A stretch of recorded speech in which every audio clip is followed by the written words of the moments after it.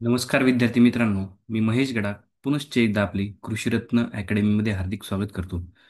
बघा आपण या व्हिडिओमध्ये ॲलोपॅथी या टॉपिकबद्दल डिस्कस करणार आहोत. बघा आपली ॲग्रोनॉमी फंडामेंटल ऑफ ॲग्रोनॉमी किंवा ॲग्रो 111 या सब्जेक्टची लेक्चर सिरीज सुरू आहे. त्यामध्ये बरेचसे व्हिडिओ आपण डिस्कस केलेले आहेत. त्याची प्लेलिस्ट चॅनलवर अवेलेबल आहे. ठीक आहे, तर ती तुम्ही बघून घ्यावी. बघा ॲलोपॅथी म्हणजे काय, डेफिनेशन समजून घेऊ. The phenomena of one plant having डेट्रिमेंटल म्हणजे काय, हार्मफुल. डेट्रिमेंटल म्हणजे काय, harmful. डेट्रिमेंटल effect on another plant. ठीक आहे, एका प्लांटचा दुसऱ्या प्लांटवर होणारा हार्मफुल इफेक्ट. ठीक आहे, कशाच्या माध्यमातून? Through the production of chemical compound. ठीक आहे, त्याला काय म्हणतो, ॲलोपॅथिक कंपाऊंड म्हणतो आपण. Chemical compound is called as allelopathy. म्हणजे काय म्हणू शकतो आपण, की एका प्लांटचा phenomena of one plant having detrimental or harmful effect on another plant. एका प्लांटचा दुसऱ्या प्लांटवर होणारा harmful effect through the release of chemical compound is called as allelopathy. बघा, ही होती तुमची ॲलोपॅथीची डेफिनेशन. त्यानंतर परत एक डेफिनेशन दिलेली आहे.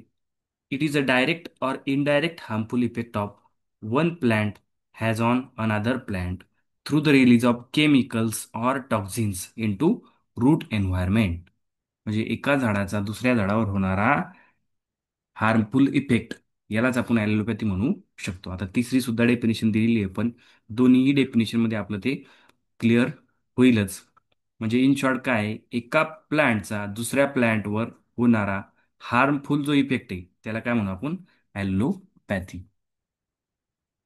ठीक आहे, आता बघा, effect of allelopathy on crop. क्रॉपवर काय इफेक्ट होतो, त्यानंतर वीडवर काय इफेक्ट होतो हे आपल्याला बघायचं. Effect of allelopathy on crop. क्रॉपवर काय इफेक्ट होतो? It affects germination, establishment and growth of the associated crop. म्हणजे जो काही ॲलोपॅथिक क्रॉप आहे, की जो क्रॉप दुसऱ्या क्रॉपवर काय करणार आहे, जर्मिनेशनवर इफेक्ट करणार आहे, त्याच्या एस्टॅब्लिशमेंटवर आणि त्याच्या ग्रोथवर सुद्धा इफेक्ट करणार आहे. त्यानंतर बघा काही एक्झाम्पल दिलेले.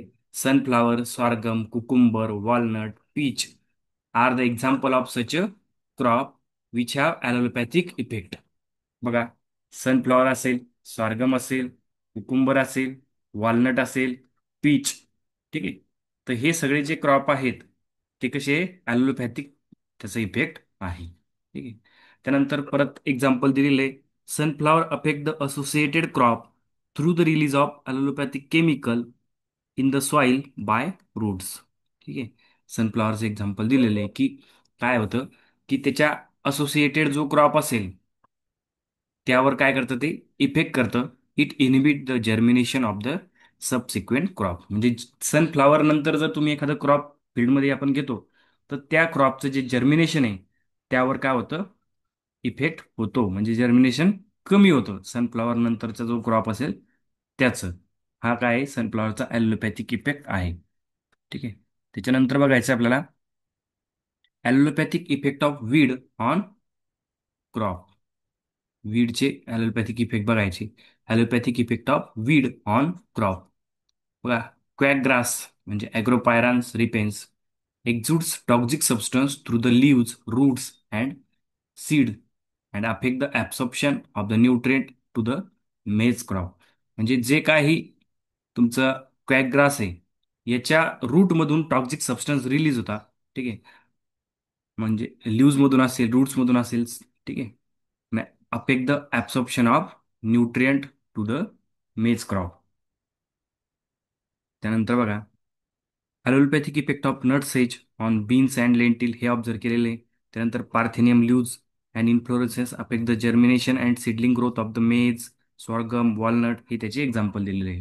की वीडचे कशा प्रकारे ॲलोपॅथिक इफेक्ट आपल्याला बघायला भेटतात क्रॉपवर, हे एक्झाम्पल त्याचे दिलेले आहे. त्यानंतर allopathic effect of weed on weed.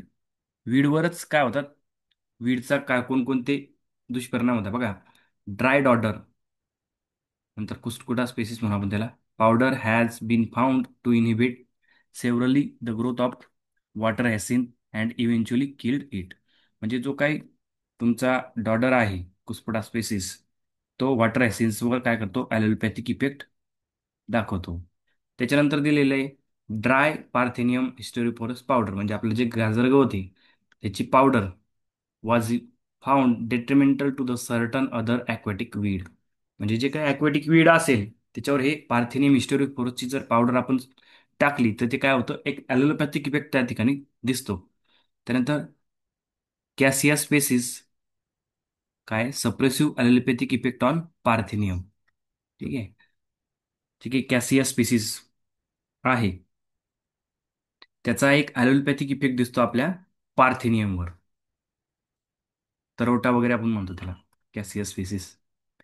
नंतर बघा allopathic effect of crop on weed. Allopathic effect of crop on weed. वीडवर काय दुष्परिणाम दिसतात क्रॉपचे, त्याची सुद्धा काही एक्झाम्पल आपल्याला बघायला भेटतील. बघा हे मेनली जे आहे हे सेमिस्टर एंड एक्झाम जे असेल फर्स्ट सेमिस्टरची त्याच्याकरता उपयोगी हे लेक्चर आपण म्हणू.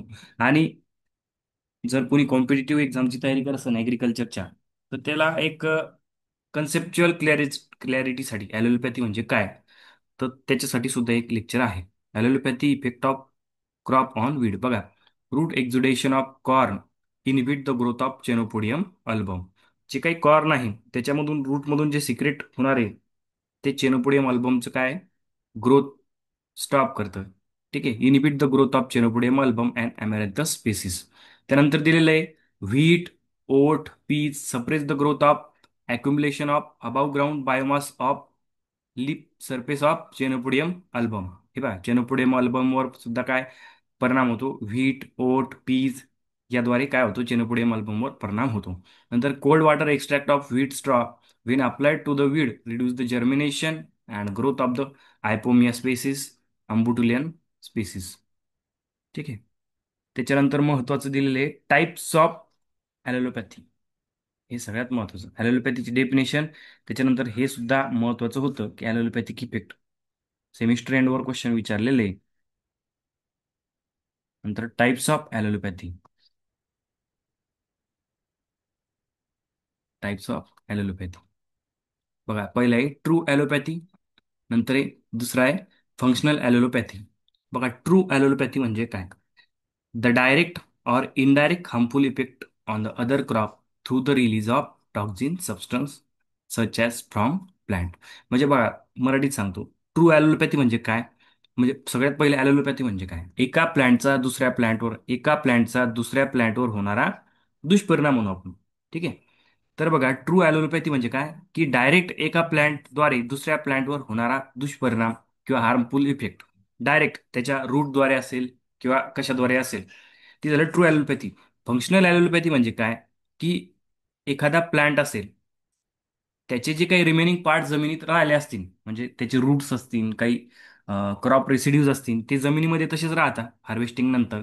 मग त्यावर काय होतं मायक्रो ऑर्गॅनिझमची काय होते त्यावर अटॅक होतो. आणि त्या मायक्रो ऑर्गॅनिझम काय करतात की ते त्यापासून एक विषारी पदार्थ तयार करतात आणि जो तुमच्या नेक्स्ट क्रॉपला हार्मफुल असतो. तर तशा प्रकारची जर ॲलोपॅथी असेल तर ती झाली फंक्शनल ॲलोपॅथी. बघा पहिली काय direct or indirect harmful effect on another crop through the release of chemical substance. म्हणजे डायरेक्ट प्लांटच काय करणार आहे केमिकल सबस्टन्स रिलीज करणार आहे. पण फंक्शनल ॲलोपॅथीमध्ये काय होतं की सम मायक्रो ऑर्गॅनिझम जे काय करतात बघा when a precursor is release which is converted into active substance by the some microorganism. म्हणजे काय तुमचं झाडाचा पाला पाचोळा असेल त्याच्यानंतर रूट्स असतील यावर काय होतं मायक्रो ऑर्गॅनिझम अटॅक करतात आणि त्यानंतर काय होतं की एक हार्मफुल सबस्टन्स त्या ठिकाणी रिलीज होतो मायक्रो ऑर्गॅनिझमच्या अटॅक नंतर. याला म्हणतो आपण फंक्शनल ॲलोपॅथी. ठीक आहे. तर अशा प्रकारे हे तुमचं ॲलोपॅथीचं लेक्चर होतं, त्याच्यामध्ये आपण बरेचसे टॉपिक कव्हर केले. ठीक आहे. तर ते बघा. धन्यवाद.